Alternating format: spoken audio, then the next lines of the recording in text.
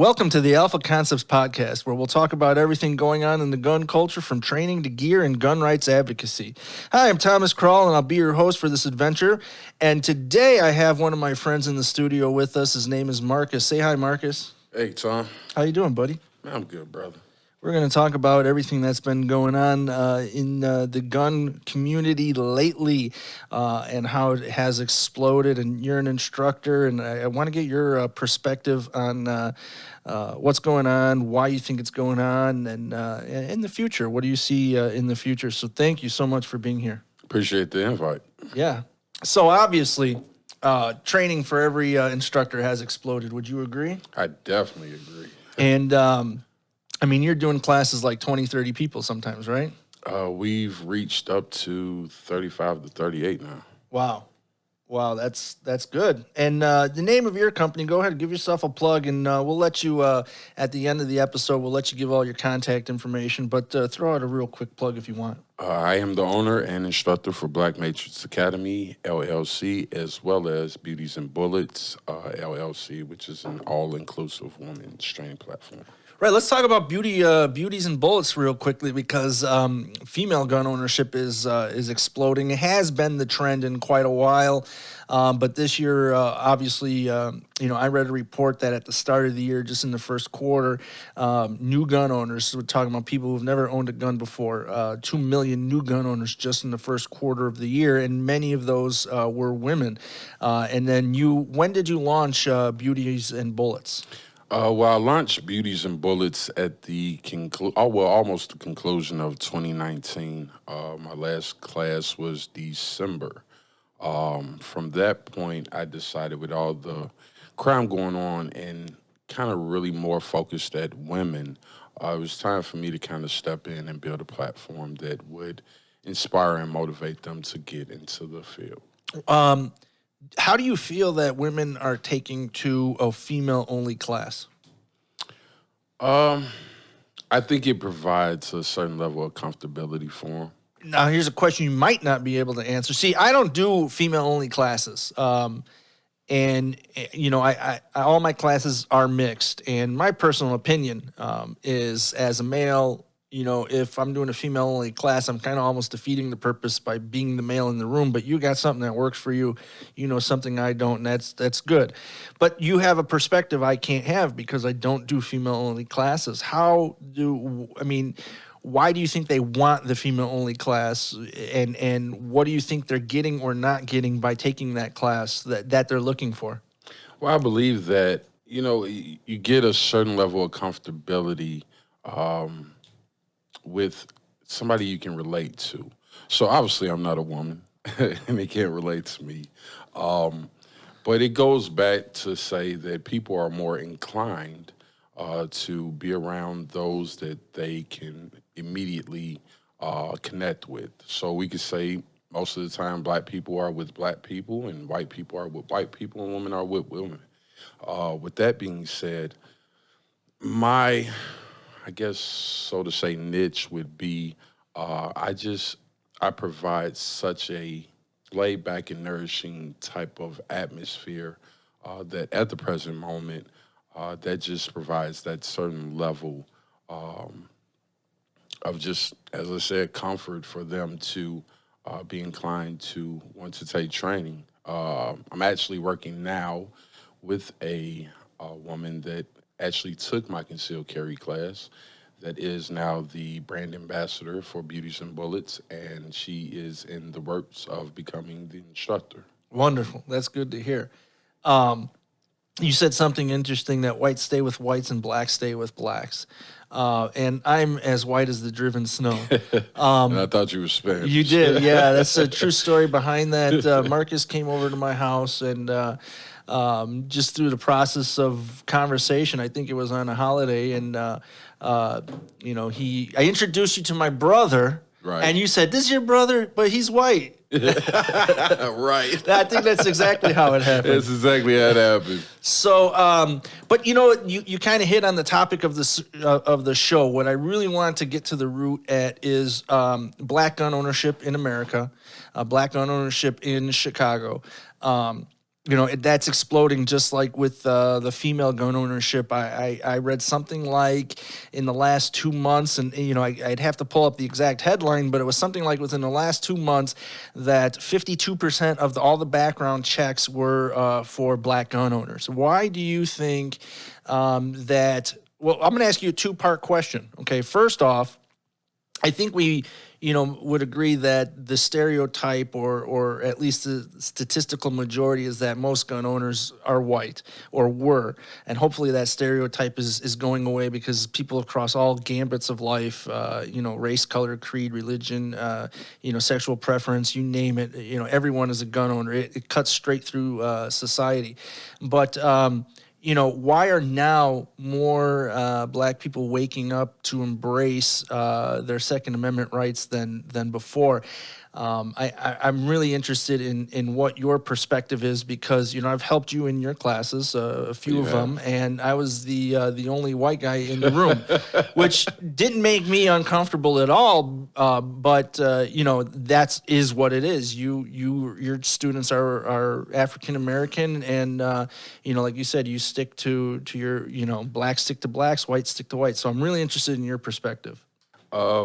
Well, as being an instructor, I want to train everybody. But the reality is, I think when you look at location, that plays a huge part. When I resided on the north side of Chicago, I actually trained more white people and people from different countries. So now being a resident of the south side, that's the bread and butter.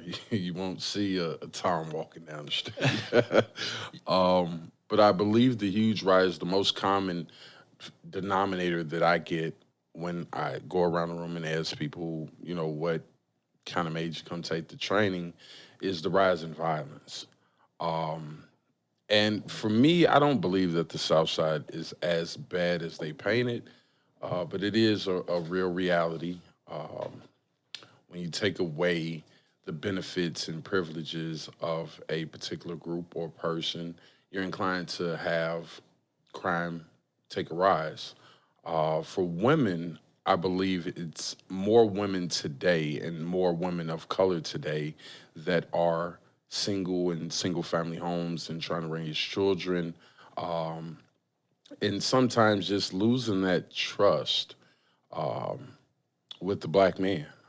We can talk about that all day.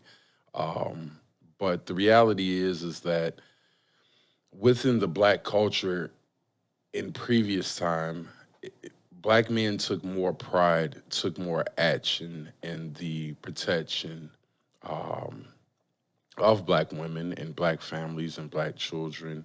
And that's kind of taken a back seat. So women are more encouraged to go out now and seek out the protection for themselves. Would you say then that it's an independence thing, that they're realizing that they are their own first responders and they have to rely upon themselves, nobody else? That's kind of what I promote, and I think that's the mind state for them, is that you can't, when we look at the statistics and we look at the city of Chicago and urban areas, we've lost trust in law enforcement. So to sit here and to see a story where a white officer has killed a black man, armed or unarmed, it takes away that trust to say, well, if something happened to me, how fast would they respond, or would anybody be able to respond in enough time to save me? Well, I'll tell you what, I mean, across the board, I think the Chicago, the response time is something like in the ballpark of 15 minutes. And it doesn't matter if they're coming, 15 minutes is a long time in a life and death situation. So I think that anybody who is thinking that the police will be there to protect them, whether they want to or not, whether they have the ability, the fact of the matter is they can't be all places at once. And I agree. Each and every one of us has to take our own self-defense. That is our responsibility and nobody else's. So we shouldn't rely on them. We should rely on ourselves. And I hope that more people are waking up to that. I hope that that's what's driving this trend in gun ownership across all demographics. Yeah, the bulk of it is really just the protection part. You have a lot of single mothers, as I've seen during my training classes. The bread and the butter of it is single women and women with children. I've had women between the ages of 22 to 27, and more of that fear is the areas that they travel in, the people that they're around. So they have a mind state now to say if anything happens, I want to make sure first and foremost that I can protect myself. I always say, don't mess with Mama Bear. Yeah, you definitely don't want to do that. Don't get between a mother and her children. That's the most dangerous place to be. Yeah, I mean, it's like with my own wife, for example. She will do anything and everything to protect those kids. So yeah, it's an important role that we take on as parents. Definitely, definitely. So you've been doing a lot of classes lately. Obviously, most instructors have. What are some of the trends that you're seeing amongst the newer? Because I'm assuming they're newer shooters, right? That's the trend that I'm seeing amongst my classes. Is it's not like people who have owned guns forever, and now they're finally deciding to get the license. There is that, but there's also a lot of people who have just never owned a gun before, and I'm assuming you're seeing a lot of that as well.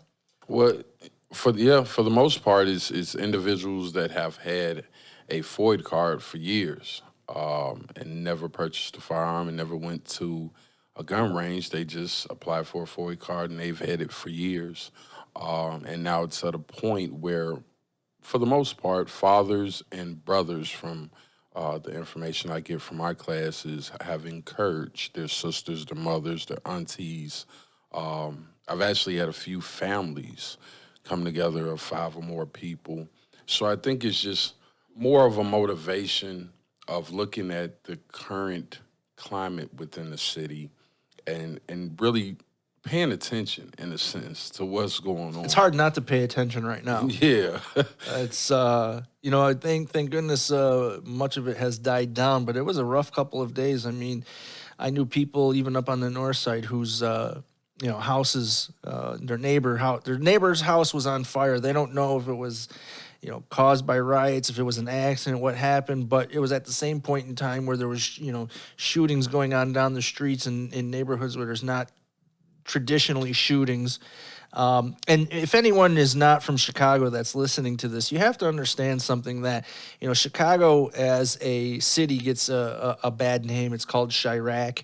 And you also have to understand that, yes, bad things can happen anywhere and do happen anywhere, not just in Chicago. In some of the best neighborhoods there can and is crime.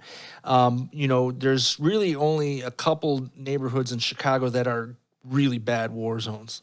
And you take those neighborhoods and those statistics and you average them out across the city. Think about how bad it is when you take the good with the bad and average it out, and it affects the statistics in the entire city. So, yeah, I mean, there's some pretty bad spots, but you're on the south side, which has that bad rap, but you're actually not in a bad neighborhood on the south side. You're in Chatham, right? Yeah, it's the crazy part because the block I reside on is really quiet.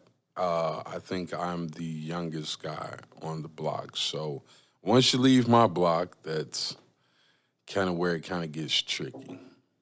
And that's I mean, you got to go to work and from work, and yeah, you're fine mowing your lawn, but Yeah. you got to cross those front lines sometimes. Yeah, you do. I've had the honor and the privilege of working with great instructors as yourself. Thank you. And many others that just, it wasn't about firearms training. It was more becoming more strategical in your daily way of life. Sure. And that's what, in essence, I try to push for my class is take all this information and take all the knowledge that I've gained over the years from working with instructors like you and get people, my people, as they say, into a particular state of mind that whether it's a firearm, whether it's a knife, whatever it is, you need to be able to defend yourself and make sure that ultimately you make it home at the end of the day. And that's 100%. I couldn't have said it any better. The When I started doing firearm training, the name of my company was Firearm Training Chicago, and I quickly, within about a year, realized I was spending almost as much time teaching people how to avoid using their firearm as I was teaching them how to use their firearm. And it was at that point in time that I renamed the company Alpha Concepts. And really it comes down to Alpha Concepts means to think like the winner. And you know what? De-escalation. If you can avoid using that firearm, then that's the way to go. Awareness, so you can avoid, so you can not put yourself in a situation where you have to use the firearm. There's so much, when you only have one tool. Let's say that tool is a hammer. Every problem looks like a nail. So I want to teach my students, and I know you do the same thing. I want to teach my students that you have more tools in the toolbox than just the gun. You can be aware to avoid. You can de-escalate a situation that you were unable to avoid. Sometimes you can't de-escalate with a drunk person. Less lethal. You don't always have to shoot someone. Sometimes a kick to the shin or just a slap across the temple is going to be enough to disorient them so you can run away. So it's like you said, man. It's important to make sure people are aware of their surroundings, and that is the most important thing I think anyone can take away from a good quality concealed carry class, is being aware of what's going on so that they don't have to use that gun. Yeah, I mean, ultimately, we can't get away from what reality is. The media, as great as it is, I don't think there's anything great about the media. Let's stop. It's starting to stink in here with all that manure. The only good media is Fire and Iron media. But the influence of that, the media for what it is promotes the division that we have now. Amen. And Amen. I believe that, there are bad officers, there are bad people, there are bad white people, there's bad black people, Asian, all type of creeds. You have to look at it from what it is. As I promote in my class, or I speak in my class, is that at the end of the day, as a black man, you can view me as a threat immediately. But until you have that conversation with me, I could be the greatest thing that could guide you amongst your journey. I agree with you. All people have prejudices. Prejudices are based upon not only our life experiences, but also pollution that other people have put into our consciousness. You see a lot of pictures on the internet of a black child hugging a white child, and the theme will be that racism is taught. And yes, I think that most of that is true, and I think that you can learn racism at any age. And I think that, like you said, it's the media doing it. Now, I'm not so naive as to say that there's bigots of all colors. There's people that are going to hate you no matter what, just because you were born a certain color or born a certain religion. It doesn't matter. There's bigots, period. And so I'm not so naive as to think that there's not. Although I will be honest with you, there was a point in my time that I thought they were the exception. That like almost a dead species. Obviously now we see that they're more vocal, and so the media likes to give them the attention, which makes them seem like they're more of a voice than they really are. And that then creates a divide for the people who are scared. They have no basis to be scared, but the TV says so, and the TV and in the media and social media, because most people won't read beyond the headline, do so much to drive a wedge between people. And I think if you sit down with most people individually and talk to most people individually, one-on-one, everybody wants the same thing. We all just want to be left alone. We all just want to have, spend time with our families. We all just want to, have that quote unquote American dream. I think that's true for 99% of the population. Unfortunately, the media gives that 1% of the population the voice and makes things seem like they're 100 times worse than they really are. Yeah. I think when it comes to people of color, they've reached a point of ultimately just being scared. They don't know who to trust. It's been said for decades that, if anything happens, call 911. Well, now when I call 911, maybe I'll get shot, maybe I won't. I'm a different type of thinker where anything can happen. As I said earlier, though, I've been able to meet great individuals amongst my journey, being an instructor and personally. And that's kind of why I hype you up a lot when I do You my do, and classes. listen. You're good for my ego. There's a few people in this world that hype me up. You're really close to the top of the list. But I've taken something from you, from an instructor base to a personal base that has guided me on my journey. And to be a concealed carry instructor, to be a firearms instructor, means a lot. It shouldn't be taken lightly because you have become a part of somebody's milestone. You're guiding them in a particular direction. And we can't get away from the fact that we have instructors out here that will charge you $250, sign a piece of paper, and say, hey, go file it with the Illinois State Police. Sure. But for me, I take it more personally. I don't run my classes to keep the lights and the gas on. I'm actually passionate about it. Yeah. For women, getting more into the field now, I believe, is risen because they want that certain level of security, that security that they haven't been able to find with law enforcement or with the black man, with anybody else. And they ultimately have to rely on themselves to say, I'm my own safety. Sure. And I promote, I really don't, I mean, I like to teach the use of a firearm, but I want it to be the last option. So I take countless means of training. We're one of 3 facilities in Illinois to date that I know that offer civilian taser training. We're the only black-owned and operated company that offers that. But I don't like to, in essence, make everything race because at the end of the day, I'm a human being. So whether I'm black, I'm white, or I believe you're Spanish, ultimately you should be coming to me because you seek training. And to me, it's similar to if you went and bought a car. If you go buy a firearm, research the instructors that you're going to because they may not give you the information. They may not have the relation to you to be able to take you down that journey and understand your situations and scenarios better than the next guy. So would you say that high price and low price training isn't always the best? Don't base your instructor decision based upon price one way or the other, high or low. Would you agree? So the answer, it's crazy because even when, and I think you probably go through it too, even when you make the most affordable class, there's still resistance.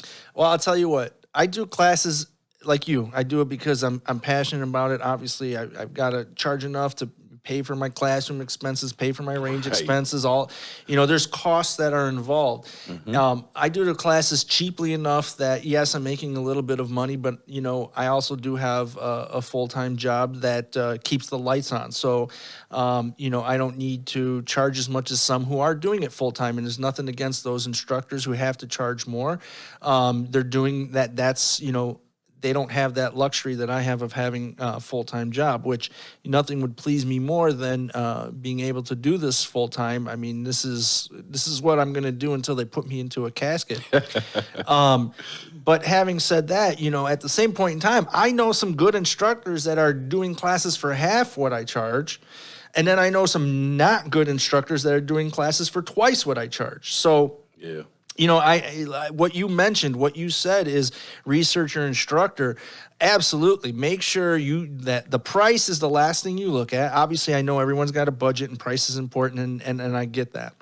But look at their credentials. Look at their years of experience. Look at, try to get a little information about the curriculum. Are you getting any hands-on training, right?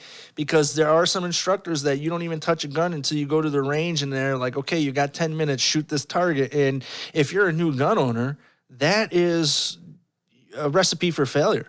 In my classes, and I know you do this as well, is we're going to sit down with the students and we're going to, load and unload the firearms with dummy rounds, and we're going to use laser pistols. Laser pistols cost almost as much as actual real guns. How many do you have? 4? I have 2. Oh, okay. I need to get 2 more. I had 5, but one disappeared. I have no. Yeah. So I have 4. And again, you're talking about hundreds of dollars per pistol. But the benefit to the student is understanding. I can tell you all day how to align your sights. I could draw pictures. I can show you PowerPoints. But when I actually put that laser pistol in your hand and I say, okay, you see that post-it on the wall? You're 3, 4, 5 feet away from it. I'd like you to go ahead and align your sights on that pistol. Now go ahead and touch the trigger, but don't press it all the way back. And a light comes on and you see that you're 3 inches high, 3 inches low, whatever the case may be. And immediately, within seconds, you understand, oh, this is how sight alignment works. So I said, let go of the trigger. Now realign your sights and now touch that trigger. Now you're on target that second time.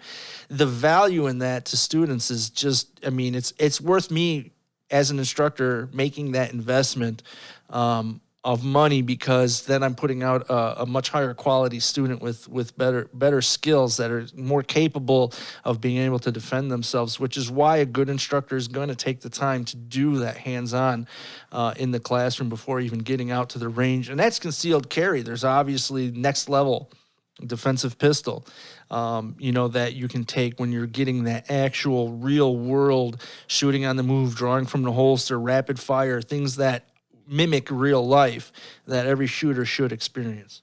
So a funny story. I particularly like to get into the range super early, preferably when they first open. So why is that? One thing that I've noticed, and it's a sad but bad reality. When you get later into the evening, you get more of the younger crowds from maybe 21 to 28. And these guys come into the range and they have no desire to really learn how to shoot their firearm. So it's kind of like, in a lot of cases, it's the blind leading the blind. Yeah, absolutely. You see this guy, he's telling this girl, yeah, this is how you shoot the gun, and he doesn't know how to shoot the gun. So for me, when I'm at the range, I can kind of probably be a nuisance because I'm so inclined to help those when I see. I've learned to shut up and leave. Shut up and leave. That's like you said, you as an instructor want to put on your instructor hat and go over there and be like, let me just tell you, just shut up and get out of there. I've learned that. Just get out of there. Just to hear boom, boom, pow, pow, boom, boom, boom. It's kind of like it. First of all, ammunition is high and hard to come by. So for me to take 50 rounds into the range and train and just idly just shoot is out of the question. Shoot the floor. Yeah.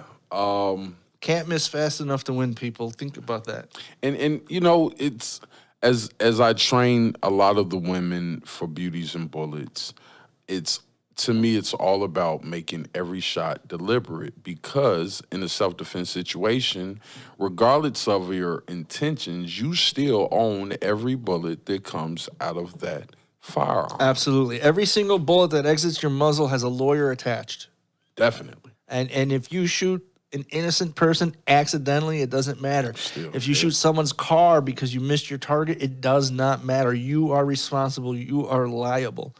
But a lot of instructors, I found that funny that you posted in a group on Facebook, and I read your comment, and I was going down the thread, and I made a comment, and one of the individuals on the post, which I'm assuming is an instructor, made a comment that he has a hard enough time trying to teach all this prerequisite that the state has mandated, that he doesn't touch on the basis of the age limitations, or they're not of, for children or youth under the age of 14 to get a FOIA card. I feel like 2 seconds or 2 minutes. Not even 2. Yeah, you're right. Of just adding some. At the end of the day, you're taking somebody that knows nothing. Blank slate. And you're saying, okay, I'm giving you enough information for you to go out there, and you're either going to go out there with confidence, and personally, when you come to Black Matrix, I want you to leave with a confidence that's a borderline cockiness, because you've been fed the information, you've been trained and given a plethora of information to be able to work with, and even after the training, I've sent people to check your page, to subscribe and follow your pages, because I'm good on a level of understanding the social bias and level and how to maneuver. On the law, you are immaculate, and that's why I contact you a lot, because it's like, okay, I know if I can't find it on Google, Tom knows. I mean, and I don't mind answering your questions. I get, not just you, I've got people that I don't even work with that message me, and instructors I don't make a cent off of, and they'll message me and ask questions, and I'm an open book. Like, if I have the answer, I'm gonna give it to you, because as a community, as a culture, the gun culture, we all will benefit from having the proper knowledge out there. If you're an instructor and have a question, like a student doesn't know this, that, and the other, people message me all the time. Hey, I wasn't sure about this. What do you think? And they know, because like I'm on social media way too much, and people will ask a question, and I'm like the first one in there with an answer and a link, and, and it's like, you definitely are. Yeah. So I'm able to, because I'm a special kind of person. I enjoy reading law. I couldn't read a novel to save my life, but put a law book in front of me, and I'm like a kid in a candy store. So everyone's got to play to their strengths and weaknesses, and we have to, as a community, we have to come together and help one another. Yeah, I agree. I think a lot of Black instructors are getting more business, not just because, but on the basis of everything that has happened in the last couple of months. As my shirt says, they're in the mind state of recreating Black Wall Street. So they're strictly biased about shopping or spending time or working with anybody else as one of those factors, as well as I've had students that say they're not sure if they trained with a white instructor, if they would be given the adequate training, or if that trainer or instructor would train them as well as they would their counterpart. I can say I understand the logic, but bullshit. And that's the first time I've sworn on my podcast. On my last class that I had I take it back. I had 20 students, but I didn't want. I like to keep my classes small. And long story short, I had 20 students, but I think 5 of them were Black. I gave each and every single person the level of instructor that they needed. I sat down with a white woman and showed her how to disassemble her gun because she asked. But every single person that was in the class showed me I showed them how to load and unload. They showed me they knew how to load and unload. I showed them how to align the sights. They showed me they knew how to align the sights. I mean, I can understand the thought process, but don't limit yourself. Go for the best instructor possible. White, Black, brown, I don't care if they're whatever labels suck. I hate labels. Because whenever you start applying a label to a person, you're applying a preconceived opinion about that label. Find the best instructor that you can find, no matter, I don't care. Yeah. Forget the labels. The only label that matters is that they're a good instructor or not, period. And for the most part, when you as you said, as you seek instructors, it shouldn't be based on strictly race. Because at the end of the day, you can get a bad Black instructor, and the best that you'll be able to say is, oh, well, I spent money with my people, my group. Ultimately, at the end of the day, I don't think it should be a training. It should be more of an experience. But as I've trained, to be honest with you, and I think we've had this conversation before I branched out and did my own thing with my business. I sought out many and many, many, many Black instructors to help me along my journey, and you were the only person that said, "Hey, you can fly under my shadows, and I'll help you as much as I can." And you're a white guy. Yeah, I'm the palest black guy you ever meet. Well, the Spanish guy, so I thought. Yeah. But it says a lot when we go past the realm of just firearms and instruction. It becomes a bigger shitstorm, to be honest, because we just have this mental mind state, and it takes individuals to come in contact with individuals to try to persuade that particular mind state that you may have. Absolutely. You know, if you don't know anything about someone, you're going to go back on your prior experiences with people who look the same, sound the same, smell the same, whatever, dress the same. And you're going to say, well, last time I saw someone who dressed like that, he acted like this. So I'm going to guess that this person is going to act the same way. Yeah. And that's a flawed way of thinking. It definitely is. It's not a good way to make your decisions. We're going to come up to the end of the podcast pretty soon, but I do want to give you a chance to plug what you've got going on. Tell us more about Black Matrix Academy and was it Beauties with Bullets? Beauties and Bullets. Beauties and Bullets. You tell us how we can get in contact with you. You've got the floor for the next, let's say, 5 minutes is all yours, and that's a big 5 minutes to fill. So I am the owner and instructor of Black Matrix Academy and Beauties and Bullets, LLC. You can reach us on Facebook at Black Matrix Academy. You can find us on the web at www.blackmatrixacademy.com. Also, you can find us on Instagram, Instructor Darby with a D, D-A-R-B-Y 23. We host classes every weekend, Saturday and Sundays, tentatively right now. The month of August is the month of beauty, so we will be pushing and promoting and marketing for all women training. As well, we have a social and networking event scheduled for August 16th from 6 p.m. to 10 p.m., highlighting Miles Insurance Company as well as Beauties and Bullets networking event. So if you can make it out for that, we greatly appreciate it. You can get a lot of information and meet with a lot of individuals that may help you along your journey professionally or personally.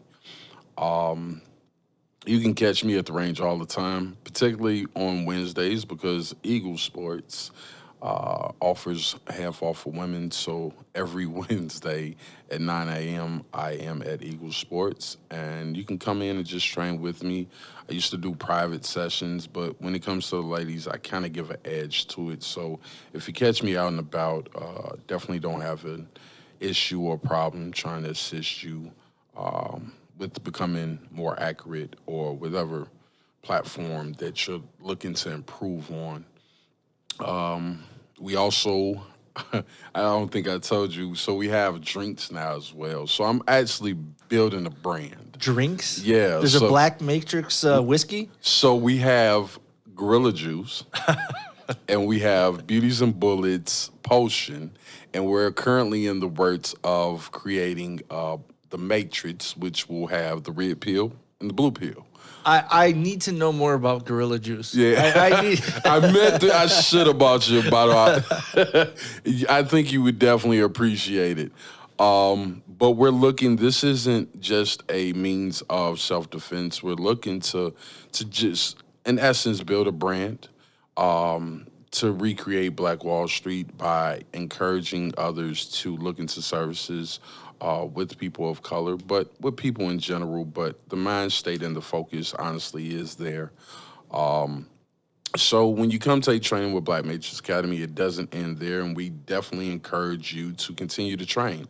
If we're unable to assist you at the moment in time with the training class, I definitely encourage any and everyone to train with Tom of Alpha Concepts. He definitely has a hands-on approach. He can definitely guide you down the road to become a better shooter. And ultimately, and I preach this in class, is that the easiest thing to do is teaching somebody to shoot. Because I'm just taking a pyramid of fundamentals and giving them to you and conditioning you to them. ultimately you want to learn and know the law like the back of your hand, because we're talking about the difference in your freedom and you living. Those are two monumental things that you need to look at. And ultimately, as a human being, you should want to fight to the death of survival. But ultimately, knowing the law would definitely benefit you on many levels. Thank you, Tom, for inviting me out. You're welcome. To this podcast, and I hope we have many more. That's up to the subscribers. They got to keep listening. They got to keep. Well, I got some subscribers for you. But hopefully, we can get past this racial divide and just we will. Others. Absolutely. You know what? You and I, we come together all the time. We've never had a problem with one another. We as an American people, we're going to get over this nonsense. You guys just be educated on what the decisions that you're making, where you're getting your information from, and all of this is going to pass. Hopefully. I pray. It will. It will. All right. You acted like you were going to have a hard time filling that 5 minutes, but I think you did pretty well. I thought it would. So at this point, we're going to wrap it up for today's podcast. And as always, I want to thank everybody for listening. Stay tuned to future podcasts. Every Monday morning, we put out a new podcast discussing the gun culture. If you have an idea for a podcast or you'd like to be a guest, go to alphaconcepts.com/podcast. If you've got a question that you'd like me to answer in the Ask the Instructor segment, I'd like you to go ahead and go to alphaconcepts.com/podcast and ask the instructor, and you have a chance that I'll read your question on air. Don't forget to subscribe to this podcast, and as always, take a friend shooting. So be armed, be trained, and be alpha.